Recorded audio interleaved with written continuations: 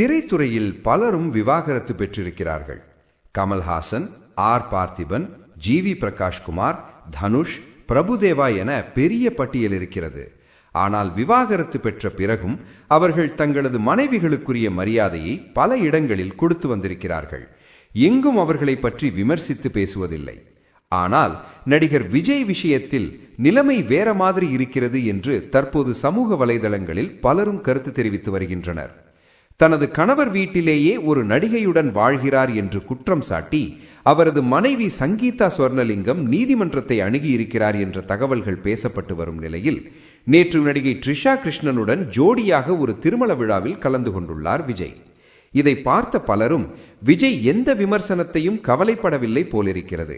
ஏனெனில் அவர் என்ன செய்தாலும் அவரை ஆதரிக்க ஒரு பெரிய ரசிகர் கூட்டம் இருக்கிறது என்று நம்புகிறார் என்று கூறி வருகின்றனர். இதற்கிடையில் சில நெட்டிசன்கள் விஜயை நடிகர் ராமராஜனுடன் ஒப்பிட்டு பேச ஆரம்பித்துள்ளனர். ராமராஜன் தனது மனைவி நளினியை விவாகரத்து செய்ய நீதிமன்றத்திற்கு வந்தபோது ஒரு நிருபர் அவரிடம் நளினி பற்றி கேள்வி கேட்டார். அதற்கு ராமராஜன், என் மனைவியை பற்றி நான் உங்களிடம் சொல்வது நாகரிகமாக இருக்காது என்று மட்டும் சொல்லிவிட்டு சென்று விட்டார்.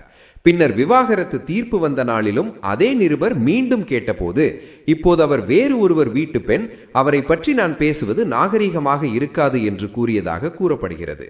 இதனால் ஒருவர் கெரியரில் உச்சத்தில் இருக்கலாம், 1000 கோடி சம்பாதிக்கலாம், ஆனால் தன் குடும்பத்தை கண்ணியமாக மதிக்கிறவர்தான் உண்மையான மனிதன் என்று நெட்டிசன்கள் பதிவிட்டு வருகின்றனர்.